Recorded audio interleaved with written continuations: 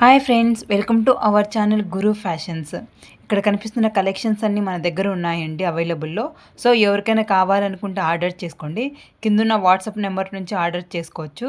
Only cotton అని మాత్రమే కాదండి, ప్రతి silk, space silk, mulmul cotton, Chanderi ప్రతిదీ ఉన్నాయన్నమాట మన దగ్గర. ఓన్లీ శారీస్ మాత్రమే ఇప్పుడు అప్లోడ్ చేశానండి. అండ్ వన్ మోర్ థింగ్, ఎవరికైనా బిజినెస్ మీషో నుంచి బిజినెస్ స్టార్ట్ చేయాలని ఇంట్రెస్ట్గా ఉంటే ఎవరైనా పింక్ చేయండి, నేను ప్రతిదీ ఎక్స్ప్లెయిన్ చేస్తాను. ముందుగా వాటి గురించే కాదు, ఏదైనా ఒకటి పని మనం స్టార్ట్ చేసామంటే వాటి యొక్క ఉపయోగాలు, లాభాలు, నష్టాలు అన్నీ తెలుసుకోవాలండి. మనము మీషోలో బిజినెస్ ఎలా స్టార్ట్ చేయాలి అనేది నేను చెప్తాను.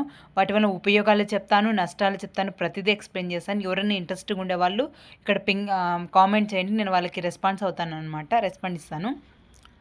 సో ఫస్ట్ మీషోలో బిజినెస్ స్టార్ట్ చేయాలంటే టూ వేస్ ఉంటాయి. ఒకటి జిఎస్టీ అండి, రెండోది జిఎస్టీ లేకోకుండా కూడా మనం బిజినెస్ చేసుకోవచ్చు. వీటి యొక్క డిఫరెన్స్ ఏంటంటే నేను చెప్తానండి. ఎగ్జాంపుల్, నేను ఆంధ్రప్రదేశ్ అనమాట. సో జిఎస్టీ లేకోకుండా నేను ఓన్లీ నా ప్రోడక్ట్స్ ఆంధ్రప్రదేశ్ మాత్రమే సేల్స్ చేసుకోగలను. అదే జిఎస్టీ తీసుకుంటే ఓవరాల్ ఇండియా వరకు నా ప్రోడక్ట్స్ వెళ్తాయండి. ఒకవేళ నా ప్రోడక్ట్స్ అట్లా డిస్ప్లే అవుతున్న జిఎస్టీ తీసుకోకుంటే ఆంధ్ర వాళ్ళు మాత్రమే ఆర్డర్ చేసుకోతారు. కర్ణాటక, హైదరాబాద్లో ఉన్న ఆర్డర్ చేసుకోలేరు. అదే జిఎస్టీ చేసుకుంటే మీరు ఎక్కడున్నా ఓవరాల్ ఇండియా వైజ్ మీ ప్రోడక్ట్స్ వెళ్తాయి అన్నమాట.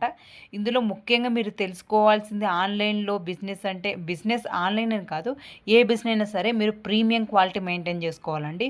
ఒకవేళ క్వాలిటీ మెయింటైన్ చేసుకోకపోతే మీరు ఆర్డర్స్ మీషోలో వచ్చిన జస్ట్ చూనీకి పైన బాగున్న కస్టమర్ అది ప్రోడక్ట్స్ రీచ్ అయిన తర్వాత క్వాలిటీ మెయింటైన్ లేకపోతే ఖచ్చితంగా రిటర్న్ పెడతారు కదండి.